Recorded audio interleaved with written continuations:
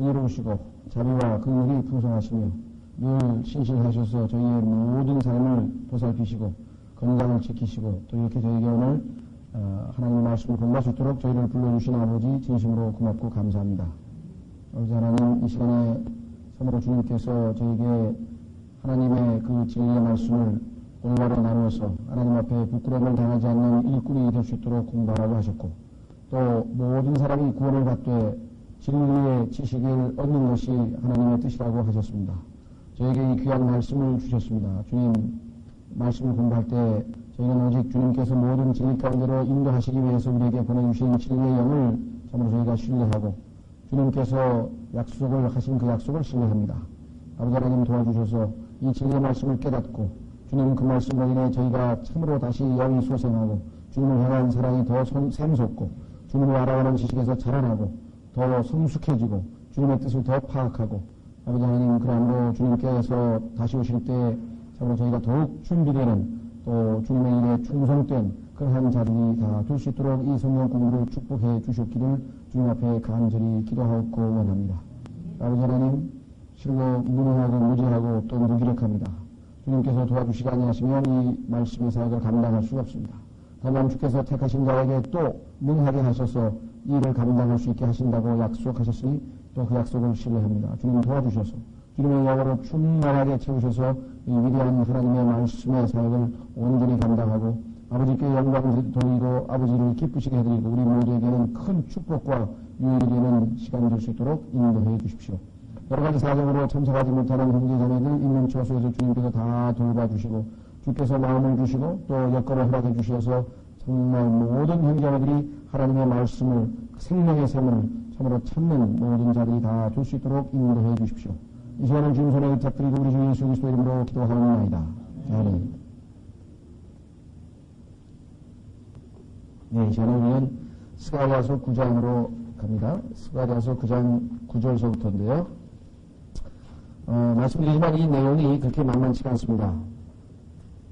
말씀드린 것처럼 스가랴서라고 하는 이 책은 성경의 가장 어려운 부분이기 때문에 상당히 많은 구절들을 찾아야 되고 또 그러한 구절들이 우리가 평소 때 그렇게 익숙하게 찾는 자주 접하는 그러한 구절들이 사실은 아닙니다. 여러분들도 그런 것을 아마 다 알고 계시겠죠. 자, 여러분들 성경에서 하나님의 말씀을 우리에게 음식에다 비유했죠? 음식 한번 확인해 보겠습니다. 히브리서에 보면 하나님의 말씀이 음식의 비유가 되어 있습니다. 히브리서 13장. 자, 히브리서 13장에 보시면요. 9절. 히브리서 13장 9절. 히브리서 13장 9절 324페이지쯤 보시면은, 거기에 하나님의 말씀을 음식에다가 비유하는 것을 볼 수가 있습니다. 자, 히브리서 13장 9절 여러 가지 이상한 교리에 끌려다니지 말지니 이는 은혜로 마음을 굳게 함이 선한 일이요 음식으로 할 것이 아닙니다. 여기 지금 교리와 음식 같이 연결시켰죠. 음식에 전념하는 자들에게 음식이 유익을 끼치지 못하였느냐 이렇게 되어 있습니다. 자, 뿐만 아니라 히브리서 5장으로 가보겠습니다. 히브리서 5장으로 가보시면 역시 하나님의 말씀이 음식에다 비유되어 있습니다. 히브리서 5장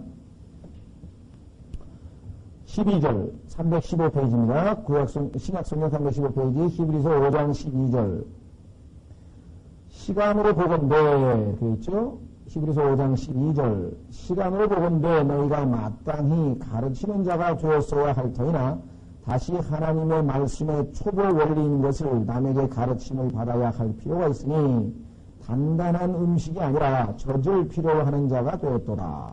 젖을 사용하는 자마다 갓난아이이므로 의의 말씀에 능숙하지 못한 자로되 단단한 음식은 장성한 자들의 것이니 그들은 곧 그것을 사용하여 자기들의 감각들을 단련시킴으로 선악을 분별하는 자들이니라. 성경에 하나님의 말씀을 음식에다 비유했는데 우리가 음식이 어린아이가 먹을 수 있는 우유에서부터 시작해서 단단한 음식이 있는 것처럼 성경에서는 제일 많이 비유된 것은 젖이라고 했습니다. 어린아이가 엄마 젖을 먹고 우유를 먹고 성장하듯이 젖. 그 다음에는 우리나라는 밥이 되겠죠. 아무래도 그러나 서양에서는 이제 빵이니까 성경에서 두 번째 하나님의 말씀을 빵에다 비유했습니다. 그래서 젖과 빵은 뭐 매일 우리가 밥 먹듯이 먹어야 되는 것이고 젖과 빵이 있습니다. 그러나 그 다음에 하나님의 말씀은 젖과 빵 말고 다른 여러 가지 음식에 비유되어 있습니다. 예를 들면 꿀이라든가 사과라든가 고기라든가 또 물에도 비유되어 있고요. 그래서 이렇게 다양하게 되어 있습니다. 어린아이가 아무리 영양에 좋다고 해도 최고급 고기를 아주 뭐 불고기를 주지 않으면 그것이 무슨 티본 스테이크가 됐든 뭘 됐든 간에 그렇게 고급 고기를 주어가지고서는 그 아이에게 잘못하면 죽죠. 체하고 잘못하면 위험합니다. 또 성경에는 하나님의 말씀에 앞에 붙어있는 여러 효용사들이 있는데 거기에는 하나님의 말씀을 우리에게 생명의 말씀이라고 묘사했습니다. 생명의 말씀이 여기 계시오니 우리가 어디로 가리까? 라고 했던 유명한 베드로의 고백이 있습니다. 하나님의 말씀을 들으면 생명이 생기죠. 구원을 받고 영생을 얻을 뿐만 아니라 그 생명이 더욱 풍성해집니다. 그래서 우리 안에 있는 그 영적인 생명이 아주 더 성장해 나가죠. 뿐만 아니라 하나님의 말씀을 선한 말씀이라고 했어요. 하나님의 말씀은 악한 말씀이 없어요. 다 선한 말씀입니다. 또 우리에게 좋은 말씀이에요. 굿이란 말은 읽으면 우리에게 참 좋습니다. 좋은 말씀이에요. 뿐만 아니라 하나님의 말씀을 또 은혜의 말씀이라 하나님의 말씀을 읽으면 우리에게 은혜가 넘치도록 해주는 그러한 말씀이 있습니다. 그러나 성경에 보면은 오늘 여기 히브리서 5장에 보니까 무슨 말씀이라고 붙어 있습니까? 의의 말씀이라 13절에 보니까 의의 말씀에 능숙하지 못한 자로도 의의 말씀이라고 하는 말이 기록되어 있죠. 자, 어린아이들은 의의 말씀에는 익숙하지 못하다고 성경은 말씀합니다. 그래서 우리가 성경을 가르칠 때에도 우리가 지금 기초 성경 공부 시리즈를 지금 내고 있는데 기초에서부터 하나 둘씩 한 단계씩 이렇게 하나 둘씩 올라갑니다. 기초 성경 공부부터. 그래서 이제 가장 어려운 여기 얘기한 단단한 음식 고기에 해당하는 그런 것들을 이제 장성한 자들에게는 공부하게 되어 있는데 오늘 우리가 공부하고자 하는 여태까지 공부해온 스가랴서라고 하는 책은 사실은 단단한 음식에 해당이 되는 겁니다. 단단한 음식에 해당되다 보니까 아마 여러분들 이제 성경 공부를 익숙지 않으신 분들 또 많이 안 해보신 분들은 상당히 어렵게 느끼실 수밖에 없습니다. 그건 당연한 겁니다. 지금 우리가 지금 약 만 3년이 지금 넘었죠.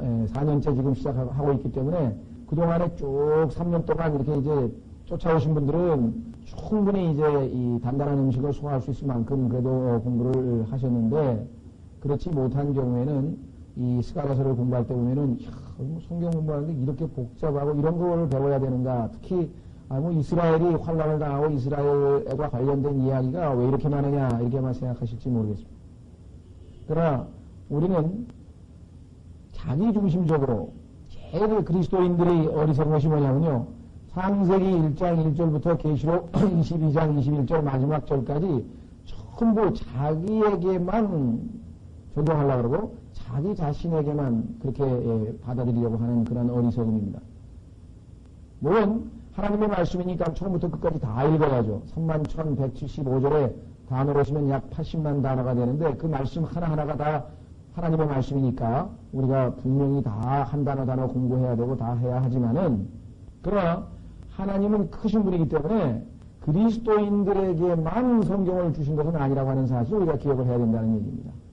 즉 성경의 4분의 3이 이스라엘 민족을 대상으로 기록이 되어 있다고 하는 사실 우리가 반드시 기억을 하셔야 되고 그것을 놓쳐버리면은 성경을 읽다가 우리가 실족을 할 수가 있습니다.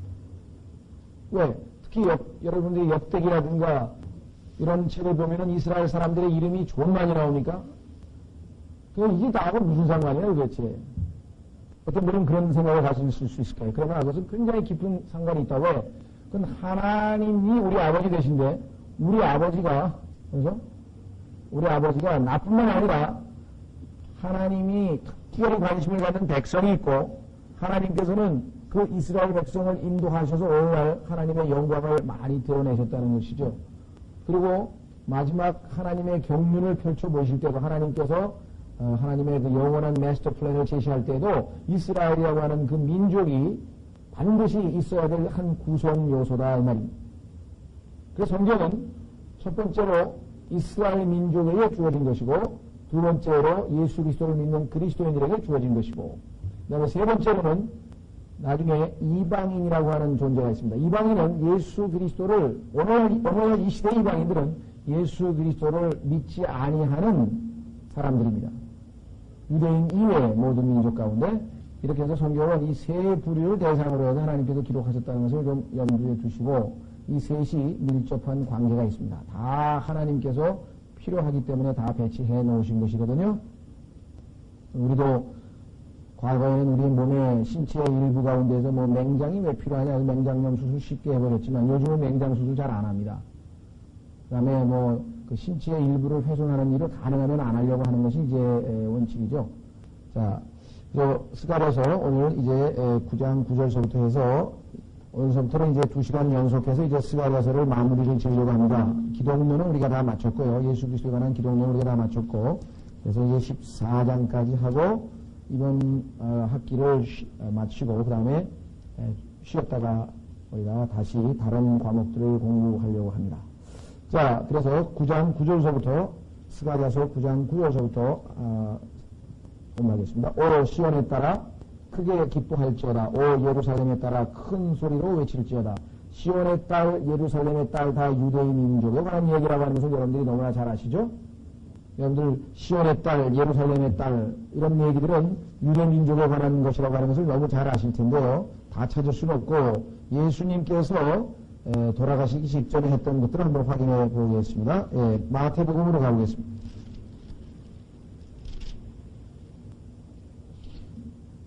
마태복음에 보시면은요,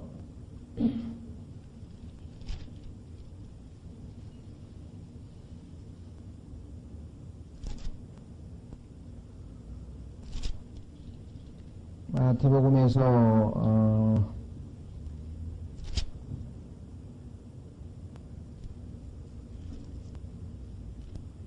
예수님께서 돌아가시기 전에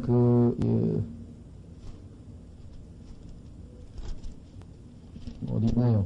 예루살렘의 딸, 21절이군요. 21절도 구약에 나오는 시온의 딸이라는 표현이 나오고요. 그건 말고 예수님께서 직접 하신 말씀 가운데 어디 누가 혹시 기억나시는 구절 없습니까? 예수님께서 직접 하실 때 나를 위하여 울지 말고 그러면서 어딘지 성경을 갑자기 찾으려니까 생각이 안 나네요. 구절이 누가복음이요? 마가복음이 아니 마태복음이 아니고 누가복음이 죄송합니다. 누가복음 23장 27절입니다. 27절과 28절을 보시면 거기 예수님께서 유대인들을 칭할 때 예루살렘의 딸이라고 예수님께서 칭하시는 것이 나오죠. 그래서 이것이 유대민족이라고 하는 것을 금방 우리가 확인해 볼 수가 있습니다. 자, 누가복음 23장 28절에 보시면 27절부터 또 백성과 또 그분으로 인해 슬피 울며 애통하는 여자들의 큰 무리가 그분을 따라오더라. 예수님께서 십자가로 지고 가실 때 장면입니다. 그런데 예수님께서 돌이켜 그들을 향해 이르시되 예루살렘의 딸들아 나를 위해 울지 말고 너희와 너희 자녀들을 위해 울라. 이렇게 나와 있습니다.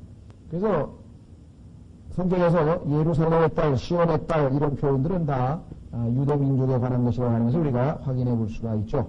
다시 스가랴서 9장으로 돌아오겠습니다. 시온에 따라 크게 기뻐할지어다. 오 예루살렘에 따라 큰 소리로 외칠지어다. 보라 내 왕이 내게 임하시느니라. 자, 여기서 우리는 중요한 사실을 하나 배우게 됩니다. 그것은 뭐냐? 일반적으로 많은 사람들이 오해하고 있는 것 중에 하나는 물론 영적으로 그 틀렸다는 얘기는 아닙니다. 예수님께서 우리의 왕이시다 이런 표현을 많이 합니다. 물론 성경에 보면 예수님께서는 궁극적으로 우리의 왕이 되시죠. 맨 마지막 계시록 끝부분에 보면은 예수님은 왕 중의 왕이고 주 중의 주다. 그래가지고 King of Kings, Lord of Lords 이렇게 되어 있습니다. 그러나 성경적으로 엄밀하게 교리적으로 말하자면 예수님은 우리의 왕이 아니십니다. 왜냐하면 교회에게는 예수님은 머리가 되세요. 교회는 몸이고 교회에게는 예수님은 머리가 되시고 교회에게는 예수 그리스도께서 신랑이 되시고 교회에게는 예수 그리스도께서는 대제사장이신지는 모르지만 왕이라고 하는 것은 교회에게 어울리지 않네요. 교회와 예수님과의 관계는 백성과 왕과의 관계가 아니란 말이에요. 무슨 말인지 알겠습니까? 일반적으로 두리뭉실하게 뭐 예수님께서 우리의 다 왕이시니까요. 또 우리는 마치 하나님의 백성이니까 주님께 왕께 복종해야 된다 이런 말들을 영적으로 할 수 있습니다. 그러나 우리가 그분께 복종해야 되고 순종해야 되고 그분의 권위를 인정해야 된다는 면에서는 우리가 그 말이 성립이 되지만 엄격하게 교회적으로 보자면 성경에서는 내 왕이라 내 왕 여기 있는 거예요. 유대인의 왕이시란 말이에요. 그래서 마태복음에서 유일하게 왕으로 오신 즉 유대인의 왕으로 오신 예수 그리스도에 관해서 묘사한 것이 바로 마태복음이라고 말씀을 드렸었죠. 그래서 우리는 교회는 예수님을 왕으로 모시는 게 아니라 신랑으로 모시고 대제사장으로 모시고 그와 같은 관계라고 하는 것을 우리가 기억을 하시면 되겠습니다.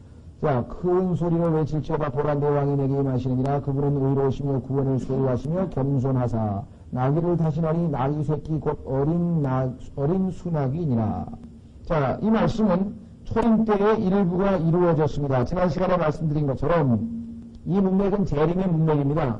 그런데 재림이 쭉 소개됩니다. 왕이니까 예수님은 초림 때 왕으로 오셨지만 거부당했다 그랬죠. 유대인이 백성이 거부를 했기 때문에 예수님께서 다시 도로 가셨다가 이제 다시 오실 거라고 말씀을 드렸습니다. 그러나 여기 보시면 중간에 그분은 의로우시며 구원을 소유하시며 겸손하사. 자, 이 겸손하사 나귀를 타신다. 이 말씀은 초림 때에 이루어졌죠. 여러분들께서 아시다시피 예수 그리스도께서 초림 때 오셨을 때에는 겸손하다. 이 겸손이라는 단어는 험블이라고 하는 단어인데요. 이 단어는 사실은 우리말로는 겸손인데 이 똑같은 어원에서 나온 휴밀리에이션이라는 단어는 굴욕이라는 뜻입니다. 굴욕.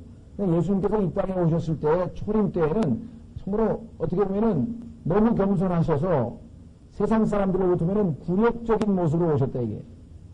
왕으로 위엄 있게 영광 가운데 오신 것이 아니라 오셨을 때 집도 없었고 재산도 없었고 그래서 여기 예루살렘에 입성할 때도 남의 짐승을 빌려다가 나귀를 빌려다가 갔다가 타셨고 그 다음에 6월절 어린 양 마지막 우리로 치면은 뭐라 그럴까요? 추석이라 그럴까요? 추석이 제일 큰 명절인지 구정이 제일 큰 명절인지 잘 모르겠습니다만 하여간 자기네 민족으로 치면 6월절 최대 명절을 지키는데 그 명절을 지키면서 먹는 게 양 아닙니까? 양고기를 먹어야 되는데 그건 먹을 집이 없어서 그것도 남의 집 빌려가지고 거기 가서 잡수셨고 예수님을 따르는 자들을 보면은 어부에다가 한결같이 가난하고 못 배운 사람들이었고 예수님께서 이 땅에 왕으로 오셨는데 칼도 안 차고 무기도 안 가지고 오셨고 그리고 왕으로 영광을 받으신 것이 아니라 왕으로 사람들에게 자기가 등극하시는 것이 아니라 십자가에 죽으러 가셨고 이러한 모든 것들이 예수 그리스도의 굴욕적인 모습 또는 여기 나와 있는 겸손하신 모습이다. 초림 때 이루어진 사건이죠. 그리고 실제로 나귀를 타시고 입성하시는 사건은 여러분 잘 아시는 것처럼 사복음서에 전부 기록되어 있습니다. 자, 한번 확인해 보겠습니다. 우선 마태복음 한 구절만 찾으면 되게 다 너무나 사복음서에 다 기록되어 있다고 하는 얘기는 굉장히 중요하다는 얘기인데요. 마태복음 21장 왜냐하면 이분이 바로 왕으로 입성하시는 장면 유대인의 왕으로 오신 것을 그린 것이 마태복음이니까 자 마태복음 21장으로 가시면 예수 그리스도께서 바로 이 예언의 성취 이 예언을 성취하시면서 이루신 일들이 마태복음 21장 1절서부터 11절 사이에 들어있습니다. 그러니까 예수님께서는 지금 이 스가랴서 9장 9절에 나와 있는 이 사건을 지금 염두에 두고 계신 것이죠. 때가 되어서 하나님께서 바로 그 예언을 성취하도록 예수 그리스도의 마음에 생각을 불어넣으셨고 예수님께서는 구약 성경에 이 구절을 기억하시고 그 구절을 예언되어 있는 것을 성취하러 입성을 하십니다. 21장 마태복음 21장 그들이 예루살렘에 가까이 와서 백박에 있는 올리브산에 이르렀을 때 예수님께서 두 제자를 보내시며 그들에게 이르시되 너희 맞은편 마을로 들어가라. 그리하면 곧 메인 어미 나귀와 그 곁에 나귀 새끼를 보르니 그것들을 풀어서 내게로 끌고 오라. 만일 누가 무슨 말을 하거든 주께서 필요하신다 하라. 그리하면 그가 즉시 보내리라 하시니 이 모든 일이 일어난 것은 이게 중요하다. 하나님의 말씀이 정확하게 성취됐다는 거죠. 대언자를 통하여 말씀하신 것을 성취하려 하심이라 일러시되 자 아까 그 구절을 인용했습니다. 너희는 시온의 딸들에게 이르기를 자 아까는 외친다 그랬죠. shout 아까 저기 보면은 큰 소리로 외치라고 했는데 영어로 얘기하면 이게 하나는 shout라고 하는 동사고 하나는 tell이라고 하는 동사로 바뀌었어요. 왜 그랬을까요? 지금 스가랴서 9장 9절에 나와 있는 문맥은 재림의 문맥입니다. 재림하실 때 예수님께서 오셨을 때에는 정말 기다리던 고대하던 메시아의 왕이요 고난 가운데에서 구세주로 오시니까 얼마나 외치고 왕을 환호하겠습니까? 그렇죠. 그러나 지금 예수님은 초림 때에 이 구절을 인용했거든요. 초림 때. 그렇죠? 따라서 지금 샤우트가 아니라 텔로 바뀌어 있습니다. 자, 그래서 성령께서 바로 초림 때만 적용하기 때문에 약간의 변형이 있다는 사실을 기억을 하셔야 됩니다. 자, 그 다음에 뭐라고 됐습니까? 보라, 내 왕이 내게 임하시느니라.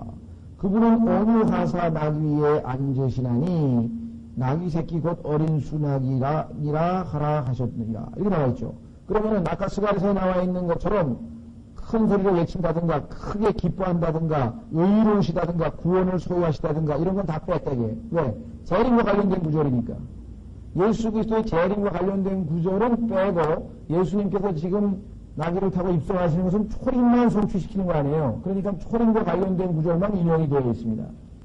이처럼 성경은 아주 엄격하게 철저하게 엄격하게 기록되어 있다고 하는 사실 여러분들이 반드시 기억을 하셔야만 합니다. 그렇죠? 여러분들 예수님께서 입성하실 때 어떤 사람은 예수님께서 입성하시니까 호산나 하고 외치지 않았습니까? 실제로 보세요. 그 마태복음 21장에 보시면 뭐라고 되어 있냐면 6절에 그 제자들이 가서 예수님께서 명령하신 대로 행하여 나귀와 나귀 새끼를 끌고 와서 자기들의 옷을 그 위에 얹고 그분을 그 위에 타시게 하니 매우 큰 무리가 자기들의 옷을 곁에 펴고 길에 펴고 다른 이들은 나무에서 가지를 베어 길에 흩어 깔고 앞에서 가고 뒤에서 따르는 무리들이 외치며 이르되 호산나 다윗의 자손이여 찬송하리로다 주의 이름으로 오시는 이여 가장 높은 곳에서 호산나 하더라. 예수님께서 예루살렘에 들어가시니 온 도시가 소동하이르되 이분이 누구냐 하시거늘 누구시냐 하거늘 그 무리가 이르되 이분은 갈릴리 나사렛의 대언자 예수님이라 하니라. 얼핏 보면 외치지 않았습니까? 스가랴서에 나와 있는 것처럼 크게 큰 소리로 외치어서 호산나하고 환영한 것처럼 보입니다. 그러나 그것은 일시적인 현상이었다는 것을 우리가 잘 알 수 있죠. 왜? 얼마 후에 그들은 어떻게 외쳤습니까?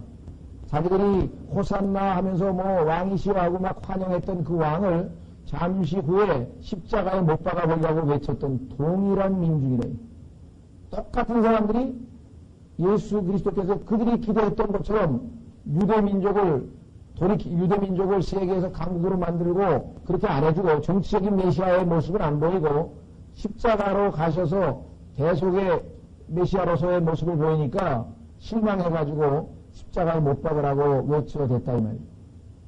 따라서 우리는 구약적인 배경과 신약적인 배경은 틀리다 이 말이에요. 구약에서는 이제 호산나 하면서 영원토록 찬송이 퍼져나갈 터인데 신약에서는 그렇지 않다. 왜? 이들은 잠시 후에 배반을 했다고 하는 사실 우리는 잘 알고 있습니다. 자, 그래서 우리는 그러한 사실들을 좀 염두에 두시고요. 자, 다시 스가랴서로 돌아옵니다. 스가랴서 9장 9절 큰 소리를 외칠지어다. 재림 때는 정말 아마 온 천지가 진동하도록 환영을 할 것입니다. 보라 내 왕이 내게 임하시니라. 이때는 진짜 등극을 하신 거예요. 왜냐하면 처음에는 거부당해서 왕으로 오셨지만 거부당했으니까 이번에는 등극을 하십니다. 그런데 그 왕의 특징은 뭐냐? 그분은 의로우시며 구원을 소유하시며 의롭다 이 말이에요. 자, 모든 통치자에게서 가장 소중한 덕목은 무엇인가? 바로 의로운 것입니다. 우리가 정치라고 했을 때 정치, 바르게 다스려야 된다고 얘기를 하는데 바르게 다스리는 사람이 없어요. 전 세계 그 어떤 왕 가운데서도 의롭게 통치한 사람은 다 없습니다. 뭔가 다 불법이 저지르고 편법이 있고 또 자기 눈에 맞는 사람 데려다 쓰고 모든 인사나 모든 면에서 완벽하게 의롭게 통치하신 분은 없다는 거죠. 그러나 성경은 통치자에게 하나님께서 명하시는 덕목은 첫 번째가 의로움입니다. 한번 확인해 보겠습니다. 사무엘하 23장으로 가시면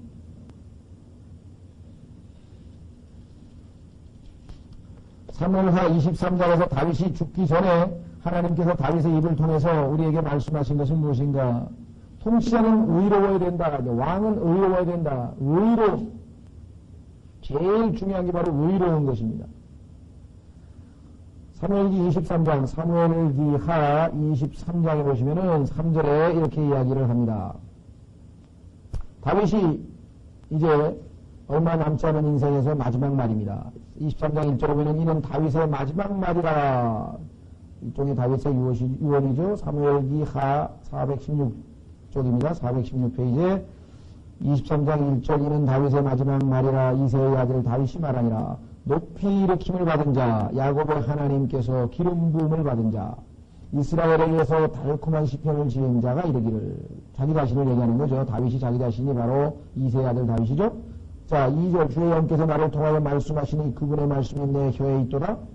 다윗의 입술에서 하나님의 말씀이 흘러나옵니다. 3절 이스라엘의 하나님께서 말씀하시며 이스라엘의 반석이 내게 이르시기를 사람을 다스리는 자는 반드시 의로울 것이며 하나님을 두려워하며 다스릴지니라. 하나님께서 인류 역사 6천년 동안에 그 어떠한 왕도 하나님 보시기에 의로운 왕은 없었어요. 그래서 하나님께서는 누구를 왕으로 삼으신 것이에요? 의로우신 분, 죄 없으신 분, 유일하게 의로우시고 죄 없으신 예수 그리스도를 이 지상을, 온 세계를 통치할 왕으로 삼으신 것입니다. 그래서 여기 재림하시는 예수 그리스도의 첫 번째 덕목은 무엇인가? 의롭다. 그분에게는 항상 모든 판단이, 모든 시리가, 모든 지배가, 모든 것이 다 올바르고 정확하고 누구 편을 들고 편법을 하거나 예를 들면 오늘날처럼 뭐 피해자가 가해자가 되고 그런 것은 없다 이 말. 억울함을 호소할 수가 없다. 왜? 다 공평하게 모든 것을 완벽하게 의롭게 정의롭게 판단하시기 때문에 그때 가서는 불평불만이 있을 수 없어요. 다 아멘이야 아멘. 무조건 아멘. 왜? 그 예수님께서 다스리는 거기에 대해서 그 누구도 불만을 표시할 수가 없는 그런 의로우신 왕이 오실 것이라고 하는 것입니다. 이 땅에 불의를 보고 정말 이 솔로몬은 거의 자기는 미칠 지경이라고 해요.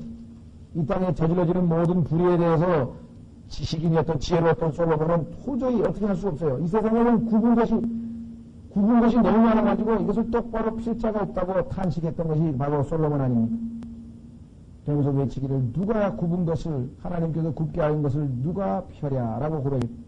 그래서 모든 것을 올바르게 똑바르게 의롭게 다스리실 분은 예수 그리스도. 바로 그래서 스가랴서 9장 9절의 첫 번째가 바로 그것입니다. 두 번째는 구원을 가지고 오셔야 됩니다. 왜? 유대인들은 이제 재림하기 직전에 유대인들은 적 그리스도라고 하는 가장 악랄한 죄의 사람, 멸망의 아들로부터 적 그리스도로부터 우리가 늘 성경 공부하는 것처럼 많은 박해를 받게 될 것입니다. 엄청난 고난과 박해 가운데에서 그래서 히틀러는 예표에 불과하다고 그랬죠. 히틀러의 아이디 카드는 555라고 했는데 이번에는 666이라고 하는 숫자를 가진 사람이 나타나는 거예요.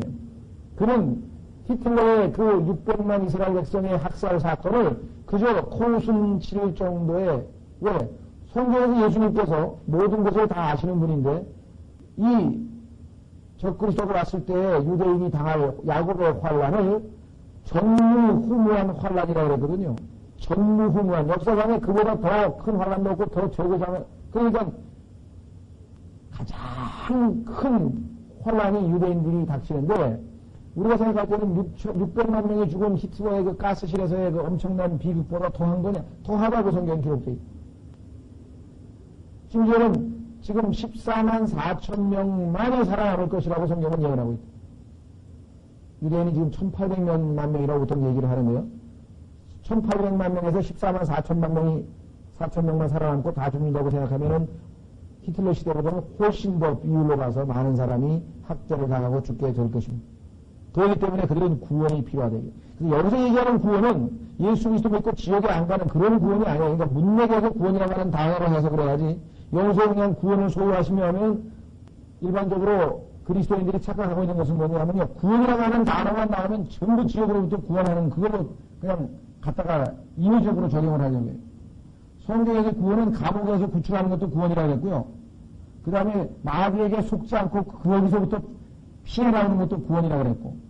성경에서 구원이라고 하는 단어는 굉장히 다양하게 쓰여요. 우리가 일반적으로 그리스도인이 사용하는 구원, 그러면 굉장히 좁은 의미의 구원이죠. 뭐, 예수 그리스도를 믿고 지옥의 형벌로부터 구원받는다. 얘기할 때 우리가 구원받았습니까? 구원받았습니까? 이렇게 물어볼 때는 바로 그것을 물어보는 거예요. 그러나 성경에서 얘기하는 구원이라는 단어는 넓은 의미로 많이 쓰인다고 하네요. 여기서는 이스라엘 민족이 적 그리스도의 학대로부터 적 그리스도를 비롯한 여러 제2방 민족들로부터의 그 대환란으로부터 구원을 받게 된다 이 말입니다. 자, 그래서 우리는 계속해서 구원을 소유하시며 겸손하사 나귀를 타시나니 나귀 새끼 곧 어린 순학이니라. 이 말은 우리가 앞에서 살펴봤었습니다. 초림교에 예수님께서 성취하신 것이다 이 말입니다. 예수님은 왕이시나 겸손하신 분입니다. 이것이 사탄하고는 틀리다 이게. 사탄도 성경에 보니까 왕은 왕이에요. 그럼 무슨 왕입니까? 모든 교만한 자들의 왕이라.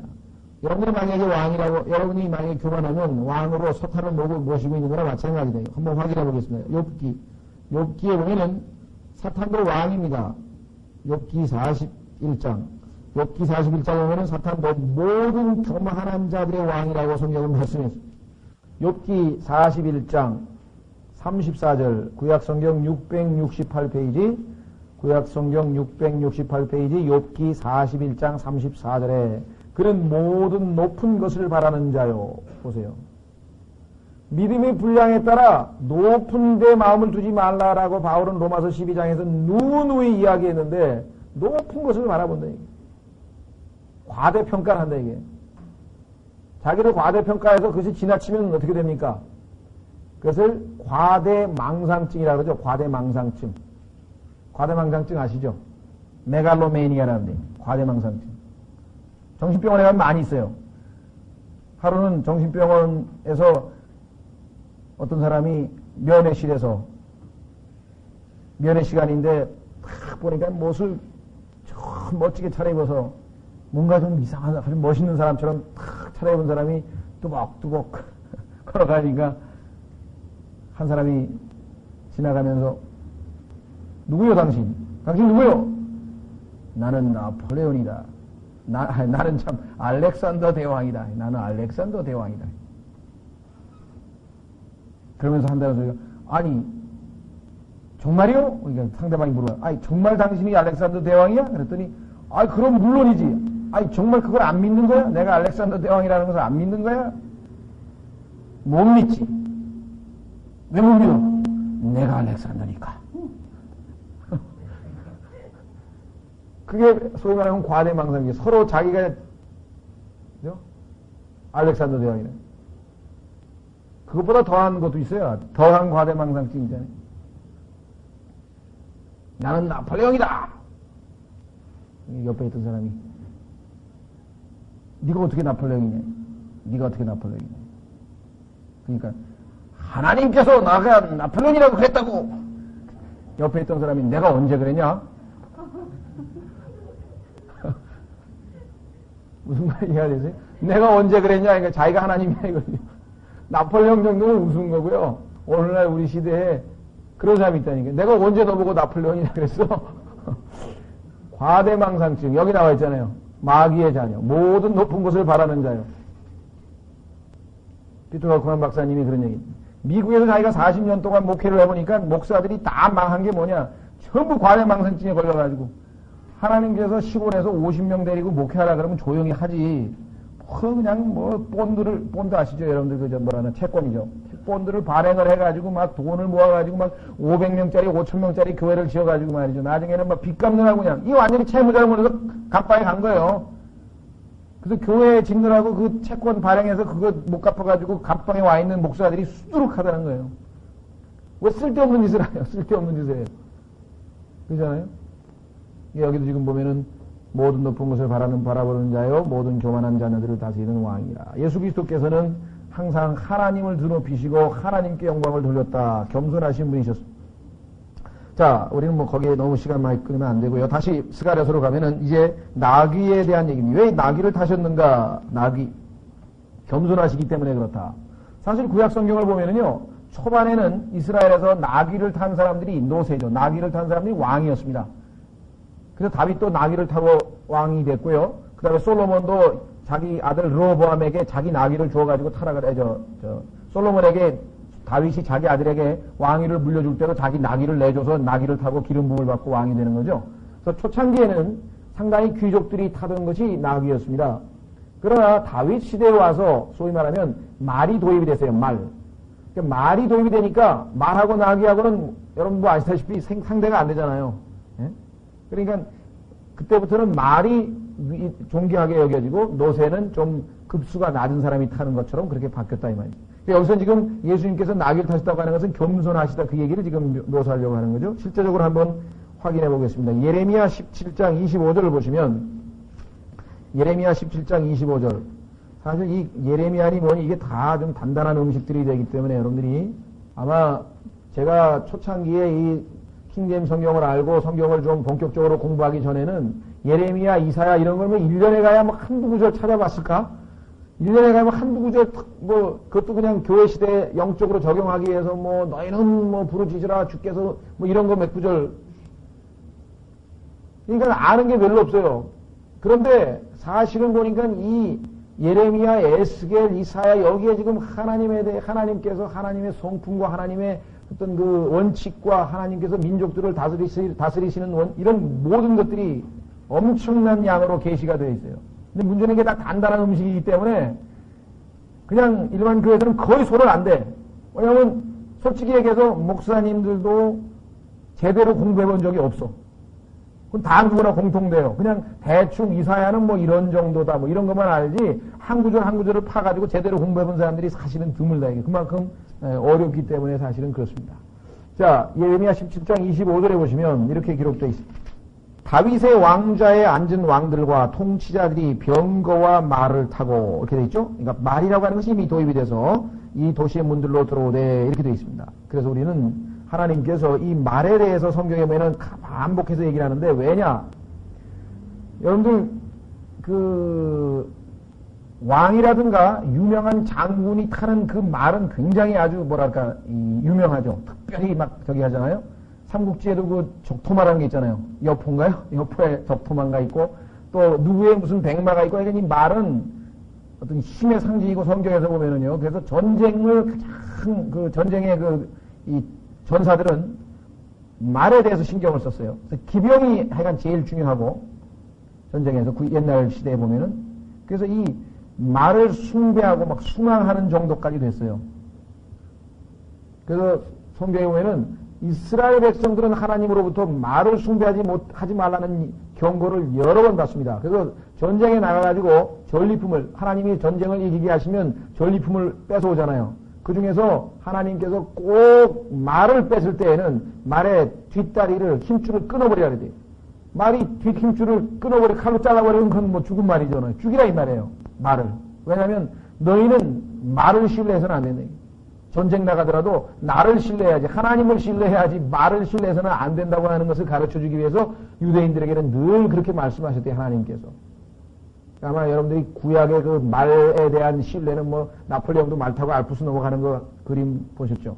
알렉산더도 마찬가지고 옛날에 전쟁할 때 보면은 이 말이 필수적인 거 아니겠습니까? 예. 자 어쨌거나 예수님께서는 겸손하셔서 나귀를 타셨다고 하는 말씀을 성경에서 우리에게 보여주고 있습니다. 따라서 이 구절은 예수 그리스도이실 수밖에 없다. 스가랴서 9장 9절은 예수님이실 수밖에 없다. 왜? 저 그리스도가 이 땅에 나타났을 때는 교만한 자가 나귀 타고 나타나겠습니까? 만약에 저 그리스도가 이 땅에서 사람들에게 내가 바로 이 세상의 통치자다 하고 자기 자신을 과시할 때 나귀 정도밖에 안 타고 나타나겠냐고요. 요즘에 우리나라 대통령 취임할 때 뭘 타고 나타납니까? 리무진 막 삐까번쩍한 거 리무진 타고 나타나잖아요. 그죠? 그러면 저 그리스도는 전 세계를 통치할 사람인데 뭘 타고 나타나겠습니까? 막 모르겠어요. 교황처럼 무슨 뭐 자가용 비행기를 타고 나타날지 아니면 하늘에서 UFO를 타고 나타날지 난 뭘 타고 나타날지 모르지만 의리의리하게 사람들에게 과시하지 나귀를 타고 나타나면서 내가 왕이다 그럴 사람은 없다는 거죠. 그래서 우리는 예수 그리스도이신 것을 우리가 잘 알고 있고 그래서 유대 히브리 학자들은 이 구절은 예수 그리스도 즉 그들의 메시아라고 하는 사실을 전적으로 시인합니다. 이거는 우리의 메시아의 오심에 대한 이야기다. 그래서 여러 가지 전설이 있어요. 뭐 예를 들면은 노새 여기 지금 노새를 탄다 했잖아요. 뭐라 그러냐 나귀인가요 노새인가요? 예, 나귀 새끼. 그 나귀는 하나님께서 다른 동물들과 달리 여섯째 날 창조를 하셔가지고 아브라함이 이삭을 태우고 가서 죽게 하셨죠.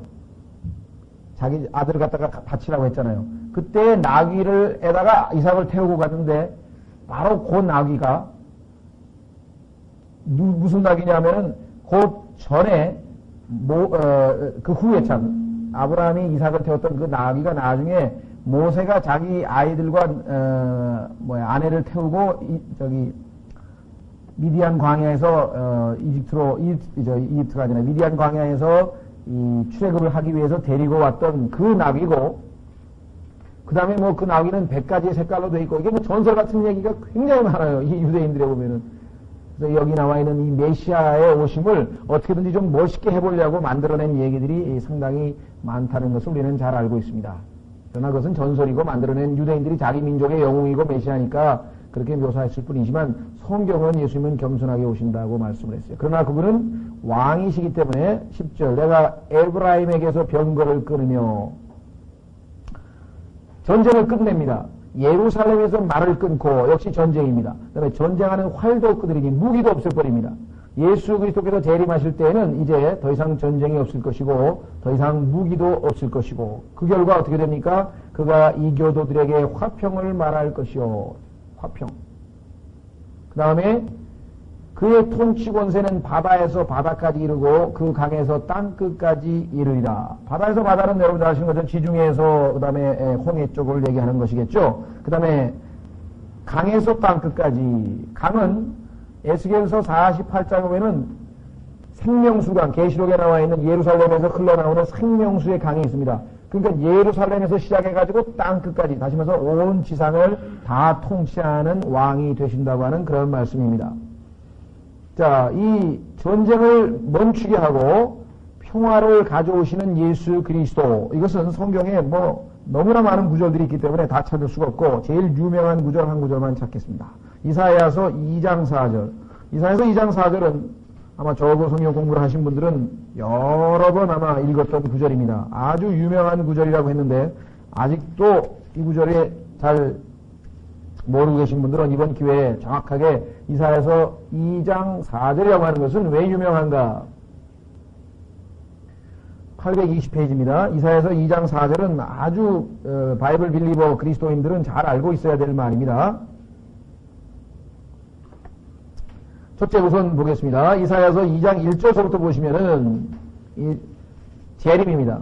이사야서 2장 1절 아모스의 아들 이사야가 유다와 예루살렘에 관하여 본 말씀이라. 마지막 날들의 재림이죠. 마지막 날들의 주의 집의 산이 산들의 꼭대기에 서며 작은 산들이 산들 위에 높임을 받으리니 모든 민족들이 그리로 몰려들리라. 우리는 말씀을 이미 했었죠.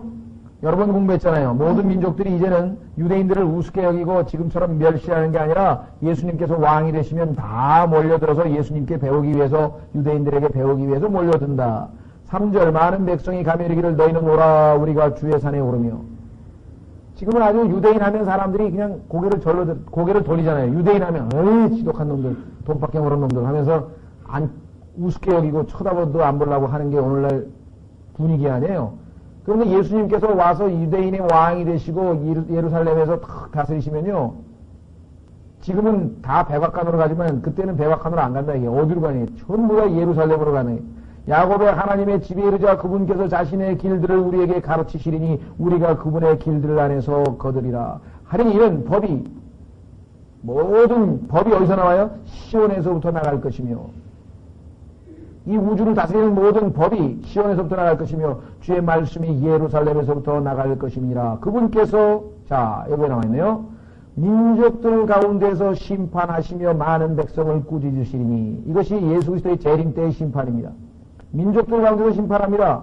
이방인들, 적그리스도를 하나님인 것처럼 착각하고 예수 그리스도를 거부하고 있던 자들에게 심판하시고 많은 백성을 꾸짖으시리니. 그러면 어떻게 돼요? 이제 예수님을 받아들이게 되면 그들이 자기들의 칼을 쳐서 보습을 만들고 전쟁 무기를 농사 짓는 도구로 만들고 창을 쳐서 낫을 만들 것이며, 창을 낫으로 만들며, 민족이 민족을 치려고 칼을 들지 아니하며 다시는 그들이 싸움을 배우지 아니하리라. 전쟁을 더 이상은 안 배운다 이게요. 웨스트 포인트도 필요 없고 해군사관학교도 필요 없고 다 필요 없대. 그때 가면 왜 전쟁을 배워야 될 이유가 없대. 평강의 왕이신 예수 그리스도께서 통치하실 것이기 때문에 그렇습니다. 이게 엄청난 얘기입니다. 지금 우리는 하도 많이 공부해서 이것이 중복돼서 그런지 모르지만 이 사실을 세계의 모든 통치자들이 CIA 아니라 뭐 FBI 아니 뭐 온갖 정보를 다 동원하고 인터넷 아니라 무슨 뭐라 있잖아요. 미국에서 운영하는 무슨 비밀 스파이 그 통신체제를 뭐라 그러나요? 혹시 그거 아세요? 그걸 가지고 뭐 유럽에 뭘 다 도청하고 그런다면서요, 미국에서 지금. 뭐 있는데 제가 잘 모르겠네. 신문에서 보면은, 예? 잘 모르시나요? 예.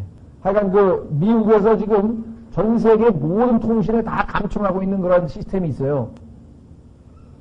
정보를 수집하기 위해서. 그래서 막 유럽에서 항의를 하고 그럼 유럽에서 대통령이나 수상끼리 전화한 것까지 그런 것도 다 도청해버리네, 미국에서. 예? 엄청나게 다 알고 있고 도청해버리네. 그런데 그런 모든 것을 다 동원해도 그래도 모르고 있는 사실들. 생각해 보셨어요? 그 정보의 질을 생각하면 우리가 가지고 있는 정보라고 하는 건 이게 엄청난 정보입니다. 이게 진리인데요. 그대로 이루어질 거예요. 사람들이 이 사실을 알면은 정말 나중에 가면은 이야 그 책방에 있는 그 성경 속에 들어있는 아유 내가 그거 좀 미리 좀 읽어볼 건데 그렇게 생각하지 않겠습니까? 하나님의 말씀 그대로 성취됐네. 자 여기 보시면은 싸움을 배우지 아니하리라. 그러니까 앞으로 예수님 재림 때가 다가오면 다가올수록 가능하면은 웨스트 포인트는 안 보내는 게 낫겠죠. 자, 어쨌거나 여기서 중요한 사실을 한 가지 짚고 넘어가겠습니다. 아까 말씀하신 것처럼 평화가 있기 전에 심판이 먼저 있어야 된다는 사실을 여러분들이 아셔야 돼요. 이게 성경의 원칙이에요. 예수님께서 이 땅에 평강의 왕으로 오시기 전에 복수하시는 분, 전사, man of war. 출애굽기 15장에 보면은 하나님께서 자기 자신을 전쟁의 사람이라고 했어요. 전쟁의 사람. 전쟁에 능하신 분, 성경에 보니까. 그분은 이 땅에 오셔서 모든 악의 무리들을 완전히 척결하시고, 여기 나와 있죠. 심판. 모든 민족들을 심판하고 많은 백성을 꾸짖으시고, 그리고 나서 어떻게 이제 평화로, 평강으로 다스리시게 되면, 그제서야 사람들이 더 이상 전쟁을 연습할 필요가 없게 될 것이라고 성경은 말씀하고 있다. 이 말입니다. 이 말씀은 우리도 똑같아요. 우리 그리스도인들에게도 똑같습니다. 예수 그리스도를 구세주로 믿는다고 하는 것은 바로 내가 십자가에서 심판을 받는 겁니다. 예수님께서 받으신 심판을 내 심판으로 받아들이는 거니까 그 예수 그리스도를 내 대신 하나님의 심판을 내 대신 받아주신 그분을 믿고 나서야 심판이 있고 나서야 심판을 받아들이고 나서야 우리 마음에 평강이 찾아온다. 영적으로 마찬가지예요. 하나님의 원칙은 육체적인 물리적인 세계에서나 이 땅에서나 마찬가지예요. 그렇기 때문에 성경에서 항상 하나님께서는 이 눈에 보이는 피조물들, 하나님의 피조 세계가 하나님의 영원하신 신격과 하나님의 능력을 보인다고. 그래서 꽃 한 송이 봐도 성경의 영적인 진리를 알 수가 있대요. 성경에서 하나님께서 뭐라고 했습니까? 밖에서 들에 핀 백화파를 보라. 아무도 돌봐주지 않아도 하나님이 다 먹이시고 입히신다. 하나님이 다 먹이시고 입히시는데 하물며 너희일까 보랴. 하나님을 믿는 자녀들은 하나님께서 백합화보다 덜 소중히 여기시겠느냐라고 말합니다. 그래서 성경에서 우리는 백합화라고 하는 것이 우리에게 믿음에 대한 것이라고 할 수 있다. 백합화를 보는 얘기는 뭐냐면 너희가 어떻게 그런 믿음이 없냐. 심지어는 푸한 포기도 하나님이 다 먹이시고 입히셔서 그렇게 아름답게 피우게 하는데 너희에게 먹을 거 입을 거 안 주겠느냐? 왜 나를 못 믿느냐라고 성경에서 하나님께서 지금 말씀하고 계시는 거예요. 믿음에 관한 말씀 아니겠습니까? 그것뿐입니까? 우리가 신앙생활하다가 이렇게 축축 때로는 나약하고 자빠지고 이렇게 처지는데 성경에 보니까 주를 앙망하는 자는, 앙망이란 단어는 desire. 주님을 바라는 자는 독수리가 하늘을 치솟는 것 같은 그러한 치솟음이 있을 거라. 피곤치도 아니하고 곤비치도 아니하고 그러한 능력 있는 삶을 살게 될 것이라고 성경에 있습니다. 독수리를 보면서 뭐야, 우리는? 주님을 바라는 자에게 주께서 베푸시는 충만함의 어떤 능력을 우리가 배우죠. 소를 바라보면서 하나님의 일을 하는 자 소에게 뭐예요? 여기 입에 망을 씌우지 말라. 왜? 일하는 사람은 먹어야 되니까. 일하는 소는 먹어야 되니까. 하나님의 일을 하는 사람에게 먹을 것을, 줄 것을 성경에서 가르치고 있다. 얼마나 많은 것들이 있는지 몰라요. 눈에 보이는 것들 다 눈에 보이지 않는 영적 진리를 가르쳐 주는 것처럼 여기서도 마찬가지예요. 예수님께서 이 땅에 오셔서 왕이 되실 때에도 심판이 있고 평화가 있다. 우리가 예수 그리스도를 믿고 구원 얻을 때에도 마찬가지. 예수님이 내 대신 심판받으신 것을 나의 심판으로 받아들일 때에 우리에게는 평강이 임하는 것입니다. 자, 그래서 우리는 이 구절은 또 여러분 잘 아시다시피 상식적으로도 기억을 해 두셨으면 좋겠습니다. 왜냐하면 이 이사야서 2장 4절은 UN 본부 앞에 Isaiah's wall, 이사야의 벽이라 그래가지고 대리석으로 이 구절을 새겨놨습니다. 왜냐? UN을 세울 때, UN이라고 하는 것을 세울 때 그 목표가 세계 평화가 목적이라 그랬지 않습니까? 세계 평화. 그런데 그 사람들은 항상 권위 있는 뭘 찾아야 돼요. 세계 평화에 대해서 가장 권위 있는 어떤 그 구절들이 없는가. 막 신화도 찾아보고 온갖 걸 찾아봤는데 성경에 나와 있는 이사야서만큼 더 멋있게 인류가 갈구하는 평화를 묘사해 놓은 게 없더라 이 말이에요.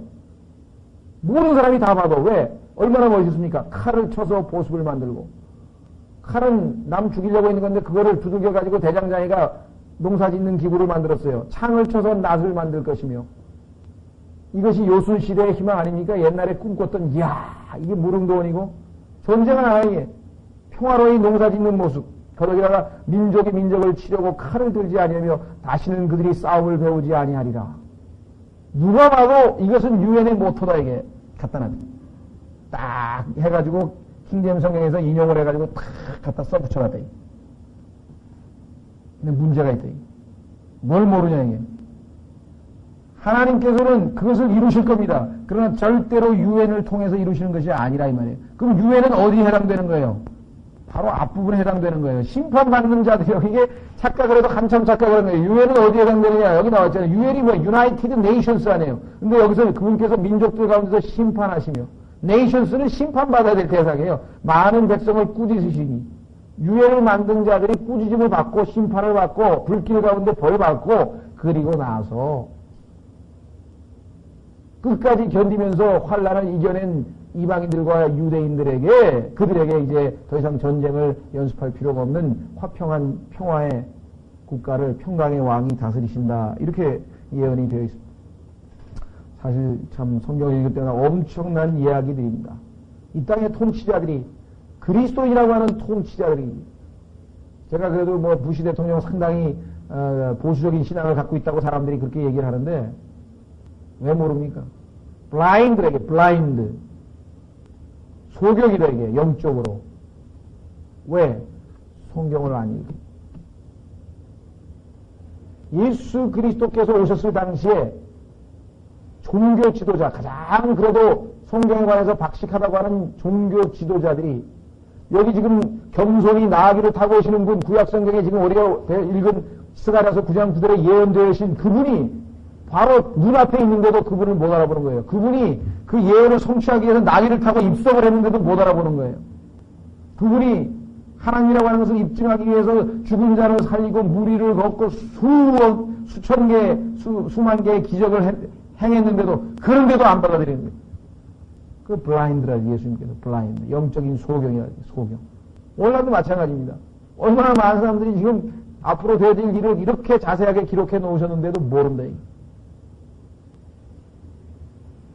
대한민국에 몇 년 전인지 제가 잘 모르겠습니다만 하여간 5.1 쇼크 때예요. 70년 된지 80년 된지 하여간 5.1 파동이 나가지고 우리나라가 이 아랍 사람들에게 아주 좀 어떻게 해야든지 잘 보여야 기름을 좀 얻을 수 있는 상황이 됐는데 대한민국 정부에 아무도 나 모르겠어요. 그때 그 장관 중에 뭐 기독교인이 성경을 좀 아는 사람이 있었는지 모르겠는데 아무도 제대로 조언을 못한 거예요.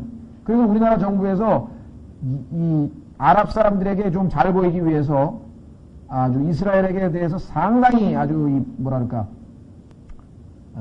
푸대접을 했어요. 그래서 이스라엘 정부가 우리나라에 있는 상주 공관을 잠정 폐쇄시키고 일본 대사가 겸임할 수 있도록 그렇게 해버렸습니다. 그래서 대사가 아예 철수해버렸다고. 왜냐면, 뭐 외교적으로 자기들은 아주 푸세력을 받았으니까 가버렸다, 이게. 성경이 뭐라 그랬습니까? 유대민족을 축복하는 자는 축복을 받고, 유대민족을 저주하는 자는 저주를 받는다는 하나님 말씀이다. 만약에 당시에 우리나라에 있는 장관이나 그리스도인들 가운데 누가 정말 성경을 조금이라도 아는 사람이 있다면 당연히 뭐라고 얘기해야 돼요. 대통령이 무지해서 성경을 모르면 얘기를 해줘야지. 유대인들을 푸대접하면 큰 코 다칩니다. 역사를 보십시오. 쫙. 역사가 한두 개냐. 앞으로도 그런 사람이 있어야 돼요. 우리 휴거되고 올라가면은 대한민국이 만약에 이스라엘을 푸대접했다가는 이건 완전히 염소로 분류돼가지고 근데 다 멸망당하는데 그 여러분들이 기도해야 돼요. 그나마 누구 하나 성경 여러분들이 가르쳐줘야 돼요. 여러분들이. 우리 주변에 안 믿는 사람이 그래도 그 사실을 누가 외치는 거 듣고 나서 마지막에 그래도 통치자에게 유대인들을 잘해줘야지 이거 큰일 납니다. 누구 하나 그 얘기를 해줄 사람이 있어야 된다는 거예요. 자, 그래서 우리는 스가랴서로 다시 돌아오겠습니다. 스가랴서 9장 10절. 그의 통치의 권세는 바다에서 바다까지 이르고 그 강에서 땅끝까지 이르리라 라고 말씀을 드렸습니다. 예수님께서 요한복음에 보면은 요한복음 12 한번 확인해 보세요. 성경이 얼마만큼 기가 막히게 기록되어 있는가 한번 확인해 보세요. 요한복음 12장으로 가시면 이 내용에 대해서 우리에게 시사하는 좋은 장면이 나옵니다. 야, 하나님께서 이런 뜻으로 기록을 해 놓으셨구나. 요한복음 12장 20절로 가시면은 우선 20절 전에 요한복음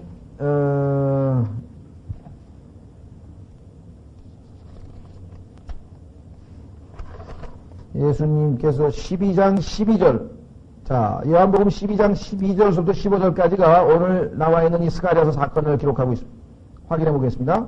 요한복음 12장 12절 그 다음 날에는 명절에 온 많은 사람들이 예수님께서 예루살렘으로 오신다 함을 듣고 종려나무 가지를 들고 그분을 맞으러 나가서 외치되 호산나 찬송하리로다 주의 이름으로 오시는 이스라엘의 왕이여 하더라. 예수님께서는 한 어린 나귀를 보시고 그 위에 타신 이는 기록된 바 시온에 따라 두려워하지 말라 보라 내 왕이 임하시되 나귀 새끼 위에 앉아 임하시느니라 함과 같으니라. 예수님의 제자들은 처음에 이 일을 깨닫지 못하였다가 예수님께서 영광을 받으신 뒤에야 비로소 이 일이 그분께 대하여 기록되는 것임과 그래서 사람들이 그분께 이 일을 행한 것임을 생각해내니라. 아, 하나님께서 그 일을 이루시려고 사람들이 호산나하고 외치면서 예수님을 맞이했구나 라고 하는 것을 알게 되었죠. 자, 바로 이 사건이 있은 다음에 20절로 가보세요. 뭐라고 나와있나. 여러분 아마 성경 읽다가 저는 이제야 알았어요. 이제야. 요번에 성경 공부를 하면서 야, 그랬구나. 왜?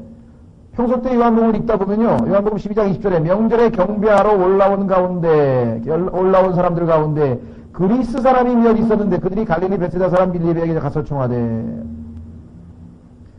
선생님 우리가 예수님을 뵙고자 하나이다 하니 빌립이 안드레에게 가서 말하고 다시 안드레와 빌립이 예수님께 하려니라. 가만히 있어봐. 이방인인 그리스 사람이 유대인 예수님의 제자에게 야 너희 선생님 좀 뵙자라고 부탁을 했는데 왜 갑자기 성경에서 이런 사건이 기록되어 있을까? 읽을 때마다 왜 갑자기 그리스 사람이 여기 왜 나왔지? 그 의문이 안 풀렸어요. 이상하다. 여기 왜 갑자기 그리스 사람이 와가지고 그 다음에 제자들에게 아 너희 선생님 좀 만나자. 그 별로 중요하지도 않은 사건이잖아요. 근데 성경에다 이걸 기록해놔야 이상하다. 이건 왜 있을까? 하고 그냥 항상 의문적으로 남았는데 오늘 성경 공부를 하니까 바로 이거예요. 이것이 기록되어 있는 장소가 어디냐면 바로 예수 그리스도께서 호산나 하면서 왕으로 입성하신 다음에 구약에서 항상 뭐예요? 예수님이 왕으로 오신 다음에는 누가 찾아온다 했어요? 이방인들이 예수님을 찾아보자고 아까 읽었잖아요. 이사야서에서 야곱의 왕을 만나러 가자. 예루살렘에서 하나님의 말씀이 나온다. 예루살렘에서 하나님이 계신 전부 다 지금 예루살렘에 계신 예수 그리스도를 경배하러 올라오는 이방인들의 무리에 대한 기록이 성경에 얼마나 많으냐 이 말이에요. 구약에 보면은 예수님이 재림하신 다음에 그때까지 적그리스도를 메시아로 섬겼던 이 이방인들이 끝까지 견디고 남아있던 이방인들이 전부 다 누구에게로 돌아서요? 예수 그리스도를 경배하러 장막절에 올라오고 예물 가지고 올라오고 헌물 가지고 올라오고 경배하러 올라오고 마치 부시가 대통령 되니까 뭐 온갖 사람들이 부시 만나러 막 백악관으로 몰려들듯이 바로 그것을 예표하기 위해서 여기 지금 이걸 기록을 해놓은 거예요. 예수님께서 왕으로 입성하신 그 다음에 바로 그리스 사람들이 누구에게? 유대 백성에게. 그래서 유대인들이 항상 제사장 국가가 된다 그랬잖아요. 너희 선생님 중 뵙자. 재림할 때도 똑같습니다. 재림하셔서 예수님께서 이 지상의 왕으로 오시면 수많은 민족들이 유대인들에게 뭐예요? 그 왕 좀, 그 유대인의 왕 대신 예수님이 어떻게 배울 수 없겠냐, 이게. 어떻게 아련한데, 그저, 날짜 좀 어떻게, 몇 월 며칠 날 좀 뭐 하나, 언제 만나러 뵐 수 없겠냐고. 바로 그것 때문에 기록이 됩니다. 여러분들은 뭐겠습니까? 성경을 읽으면 읽을수록, 이야, 어쩌니 이게 이상하다. 왜 별것도 아닌 사건이 갑자기 기록이 되어 있을까? 이런 게 풀린다. 이게. 하나님 말씀을 깊이 있게 들어가면 들어갈수록 하나님께서 뭐예요? 있는 자에게는 더 준다, 이게. 하나님 말씀을 공부하고 싶어 하는 사람은 하나 깨달으면 더 깨닫게 하고, 더 깨닫게 하고, 더 깨닫게. 갑자기 그리스, 그런가 보다. 그러고 넘어가는 사람은 있는 것마저 뺏기는 거예요. 있는 것마저 뺏긴다고 성경이 말씀하셨잖아요. 이제 하나님의 말씀에 대한 갈망, 갈증, 더 깨닫고, 더 깨닫고, 더 깨닫고, 한이 없어요. 성경을 100번 읽으면 다 될 것 같죠? 200번 읽으면 다 될 것 같죠? 안 된다, 이게, 이 성경은. 읽으면 읽을수록, 이게 이거였구나. 번쩍번쩍 하나님께서 그 인투이션을 통해서 딱 깨닫게 하실 때 보면, 이게 그래서 이렇게 기록된 거구나, 이게. 이런 것들 우리가 깨달을 수가 있습니다. 참, 저도 아주 의문을 하나 풀었어요. 이거 갑자기 그리스 사람 얘기가 왜 나왔나? 그리스 사람이 예수님이 한번 뵙자고 뭐 제자들에게 부탁했는데, 이게 오늘날 무슨 뭐 대통령 만나자고 청탁하는 것도 아니고, 뭐 이런 사건이 다 성경에 기록되어 있지?